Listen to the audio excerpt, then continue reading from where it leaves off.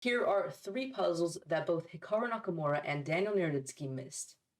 Now the title needs a little bit of explaining, so if you want to skip straight to the puzzles, feel free to do so by using the chapters and timestamps that I added to this video, but I will also kind of explain what's going on here.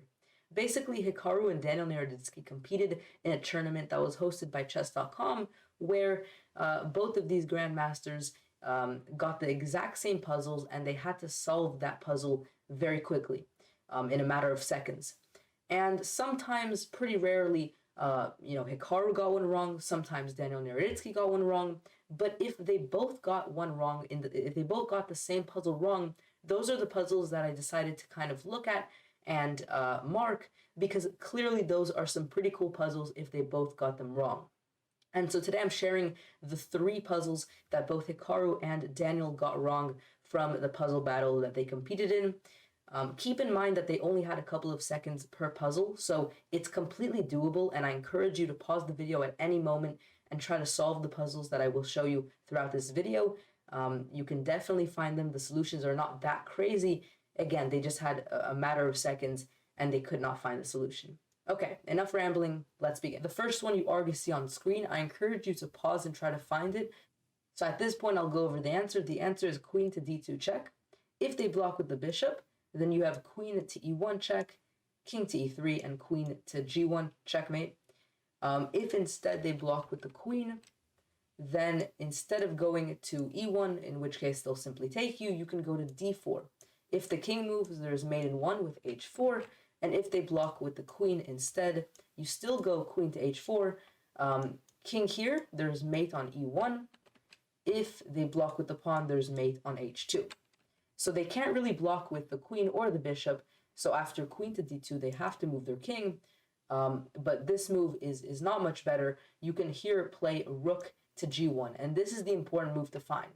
There isn't a forced mate sequence here, which I think kind of threw off both Hikaru and Daniel Naroditsky, and they were trying to find this spectacular forced mate, but instead you simply play this calm move, rook to g1. And the point is very clear. You're targeting this pawn and you are threatening mate in 1. In fact, here there's only 2 moves that don't mate. Of course, if they play a random move, then queen takes g2 is checkmate. So there's only 2 moves that do not mate immediately. The first one is bishop to f1, simply guarding the square, but you can just take the bishop. And the other move that doesn't mate immediately is a bit more sneaky. It is a queen to e2. And after queen to e2, you have to find the correct continuation for this whole sequence to be paying off. You play queen to f4 check. The king now moves to f2, and now queen to d4 check. Notice if you go to h4, you drop the rook. So queen to d4 check, still guarding the rook. They block with the queen. Rook takes g2 check, dragging the king away and winning the queen. So a pretty long sequence of moves here, but that was the first puzzle. Let's move on to puzzle number 2. Here is puzzle number 2. It is black to move in this position. Again, I'll give you some time to pause the video, and at this point, I'll go over the answer. Now, Hikaru here played h6, and the reason for this is clearly to kind of block both the queen and the rook from having access to h7. But the correct move is actually queen b2, not being scared of queen takes h7, because this is an empty threat. With all of your pieces, the bishops and the rooks, being pretty close to the defense of the king, simply king f8 and you're completely fine here. This is an absolute empty threat. You move with your king up.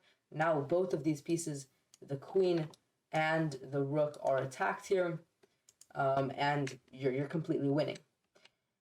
Now, what is the purpose of queen to b2? This is a simple fork. The knight is attacked, the rook is attacked, so if the rook moves to safety, you win the knight, and if the rook doesn't move to safety, you're going to win the rook. So a very simple fork tactic. The only thing here is to not be scared of queen h7 and to realize that you have enough forces to stop any sort of attacks. And for example, rook to g4, you can simply take this rook here. You don't even care about queen takes on g7, because you can simply go to e7 or e8. Both of these moves, I think, are completely winning for black. So that is the second puzzle here today. Let's move on to the third. Here's the final puzzle for today's video. Black to move again for a third time. Pause the video, take as much time as you need, and try to find the solution. So let me go over the answer. It is actually rook takes on e7. I think a lot of players, including HIKARU, would play rook to c8 to try to support the pawn from underneath. But the issue is, here the rook is just too passive, and eventually after rook to c1, the king will step forward and you'll lose this pawn. Instead, what you have to do is take the pawn, let your opponent play rook to c1, which is I'm sure what most people were afraid of, and then play rook to e2. And the difference being, your rook is no longer on the passive c8 square, it's on the very active e2 square. And therefore, this king can never touch this pawn. And so, for example, king to f1, rook to d2, threatening actually this check, which would force the rooks off and you'd win the queen, and you'd make a queen rather. And if king to e1, well, you lose the pawn here. And like I'm showing, the rook can completely stay on these few squares that I'm highlighting in red, and your king can just never touch it. And in the meantime, what's going to happen is that your own king, you're going to get it in here, and eventually you're going to remove this rook here. Another try that your opponent might do is try a move like h3 here. The idea getting the king in and trying to attack this rook. But that won't work either, because you can simply get your own king in. You can also play rook to d2, again trying to go for this check here, forcing the rooks off. And if king to h2, simply king f7, going for this attack on the rook. King to g3, king e6, the king's march.